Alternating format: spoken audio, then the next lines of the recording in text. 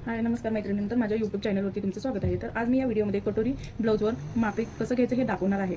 तर हे आहे कटोरी ब्लाऊज कस्टमरचं आणि आपल्याला मापे घेण्यासाठी काय काय लागणार आहे तर कटोरी ब्लाऊज, मेजरमेंट टेप, पेन आणि आपल्याला एक वही लागणार आहे फक्त मापे घेण्यासाठी। चला पाहूया कशा प्रकारे आपल्याला मेजरमेंट घ्यायचं आहे। तर मी पहिल्यांदा सुरुवातीला अशा प्रकारे सर्व मापे जे जे घेणार आहे त्याची नावं लिहिलेली आहेत। कटोरी ब्लाऊज पूर्ण उंची, मागील गळा, पुढील गळा। तर आपण कसं माप घ्यायचं ते पाहूया या व्हिडिओमध्ये। तर हा ब्लाऊज आहे, तर आपल्याला हा ब्लाऊज असं सरळ व्यवस्थित घ्यायचा आहे आणि ब्लाऊज उलट्या बाजूला आपल्याला पूर्ण उंची मापायचं आहे। तर ह्या शोल्डरपासून आपल्याला खाली कमरेपर्यंत पूर्ण उंची किती आहे ते बघणार आहोत। तर याचं शोल्डरपासून हे पहा दिसते का, शोल्डरपासून कमरेपर्यंत पूर्ण उंची आहे 13, तयार 13 आहे। तर आपण 1 इंच त्याच्यामध्ये ॲड करणार आहोत। तर पूर्ण उंची तयार 13 आहे। तर हे पहा मी याच्यामध्ये 13 अधिक 1 इंच ॲड म्हणजे 14। तुम्हाला समजण्यासाठी मी असं लिहत आहे, नाहीतर मी डायरेक्ट लिहून घेत नाही, डायरेक्ट मी मेजरमेंट टाकते। नवीन असाल तर नक्की अशा प्रकारे मापे घेऊन तुम्ही ब्लाऊज कटिंग करू शकता। कटिंग सुद्धा मी दाखवणार आहे पुढच्या व्हिडिओमध्ये। तर इथून आपल्याला शोल्डर पासून मागील गळा माप घ्यायचा आहे। तर मागील गळा पहा तयार आहे 8.5, तर आपल्याला घ्यायचा आहे 9। मागील गळा 9 घ्यायचा आहे। 8.5 घेतलं की आपण शोल्डरमध्ये आपल्याला अर्धा इंच जाणार, 8.5 बरोबर तेवढंच घेतलं की आपल्याला गळा कमी होणार, 8 होणार। त्याच्यामुळे 8.5 तयार हवं असेल तर आपण 9 गळा घ्यायचा म्हणजे 8.5 तयार होतो। तर आता आपल्याला पुढील गळा मापायचा आहे। तर पुढील गळा मापण्यासाठी आपल्याला ब्लाऊज सरळ ठेवून घ्यायचा आहे। तर मी अशा प्रकारे ब्लाऊज ठेवलेला आहे। तर शोल्डरपासून पुढील गळा मापायचा आहे। तर पुढील गळा आहे 6, तर आपल्याला 6च घ्यायचा आहे। नंतर तुम्ही पेपर कटिंग करताना आकार देऊ शकता। 6.5 घेतलं की पूर्ण गळा जास्त होणार, नवीन असेल तर तुम्हाला समजणार नाही। तर तयार 6 आहे तर 6च घ्यायचा आपल्याला। नंतर कटोरी कटिंग करताना आपल्याला जास्त गळा पुढे हवा असेल तर आपण कटिंग करू शकतो। तर इथूनच आपल्याला कटोरी मापायचं आहे। तर हे पहा कटोरी आहे 5.5 आहे, तर कटोरी 5.5च आपल्याला मेजरमेंट घ्यायचं आहे। कटोरी नंतर एक्स्ट्रा वेगळं काढावं लागतं आपल्याला। तर मी कटोरीचा माप 5.5 घेतलेला आहे। तर आपल्याला मुंडा मापायचा आहे। तर ह्या शोल्डरपासून ब्लाऊज आपल्याला व्यवस्थित ठेवून घ्यायचा आहे, कारण की चुरगळलेला असतो, त्याच्यामुळे मेजरमेंट इकडे तिकडे होऊ शकतं। तर आपल्याला मुंडा मापायचा आहे। तर ह्या शोल्डरपासून बरोबर व्यवस्थित आपल्याला ब्लाऊज ठेवून घ्यायचा आहे। तर बरोबर मुंडा ह्या शोल्डरपासून असं माप घ्यायचं आहे आपल्याला। हे पहा अशा प्रकारे। तर मुंडा आहे 5.5, तर मुंडा आपल्याला 5.5 घ्यायचा आहे। तर आता ब्लाऊज असा ठेवल्यासारखं आपल्याला बाही मापून घेऊया। तर हे पहा बाही आहे तयार 4.25। तर तुम्हाला 4.25 मध्ये बिना अस्तरचा असेल तर 1.5 इंच ॲड करायचा आहे, आणि जर बिना अस्तरचा नसेल तर तुम्ही अर्धा इंच सुद्धा ॲड करू शकता किंवा 1 इंच सुद्धा ॲड करू शकता।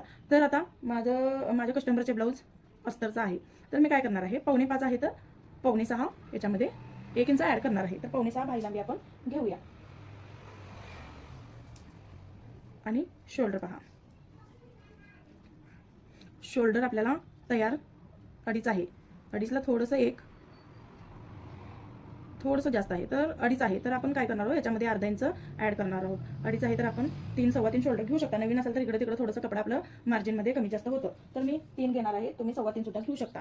आता आपल्याला छातीचं माप पाहणार आहोत। तर छातीचं माप घेण्यासाठी आपल्याला काय करायचं आहे, ब्लाऊज पहिल्यांदा असं उलटं करून घ्यायचं आहे आणि ब्लाऊज आपल्याला पहिल्यांदा असं व्यवस्थित ठेवून घ्यायचं आहे अशा प्रकारे।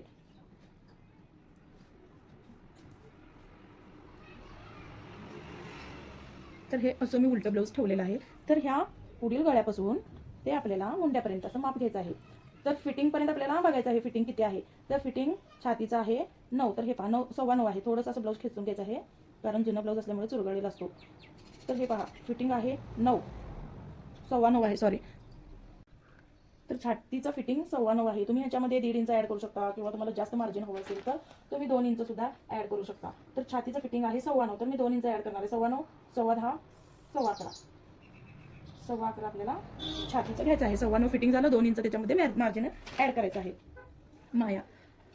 तर हे झालं छातीचं माप। आणि आपल्याला काय करायचं आहे दंडगेर, बाहीचा दंडगेर बघणार आहोत। तर तुम्ही दंडगेर पहा, दंडगेर आहे फिटिंग 6, तर ह्याच्यामध्ये 3.5 इंच मी ॲड करते। तर आपल्याला काय करायचं आहे दंडगेरचं माप टाकून घ्यायचं आहे।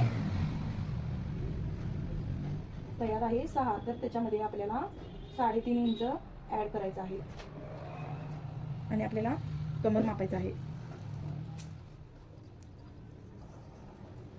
हे पहा कमरेचा माप असं आपल्याला घ्यायचं आहे। खूप व्यवस्थित तुम्ही व्हिडिओ पाहिला तर खूप सोपं आहे।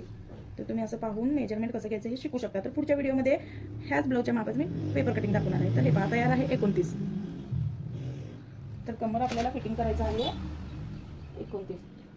तर हे झालं आपलं कटोरी ब्लाऊजचे मेजरमेंट कसं घ्यायचं. मी तुम्हाला कटोरी ब्लाऊजचे मापे सरळ आणि सोप्या पद्धतीत सांगितलेले आहे. जर तुम्हाला पेपर कटिंग सुद्धा बघायचं असेल किंवा शिकायचं असेल मराठी भाषेमध्ये आपले, तर सरळ आणि सोप्या पद्धतीतच मी तुम्हाला दाखवणार आहे. तर व्हिडिओ आवडल्यास छोटंसं कमेंट करा, लाईक करा आणि चॅनलवर नवीन असेल तर नक्की एक सबस्क्राईब करा. असंच तुम्हाला नवीन नवीन व्हिडिओ मी टाकत जाणार आहे, तुम्ही पाहू शकता. आणि नक्की तुम्ही खरोखर हे म्हणजे ब्लाऊज शिवू शकता. खूप काही अवघड नाही, फक्त तुम्हाला व्यवस्थित तुम्ही व्हिडिओ क्रॉप न करता पाहू शकता. धन्यवाद.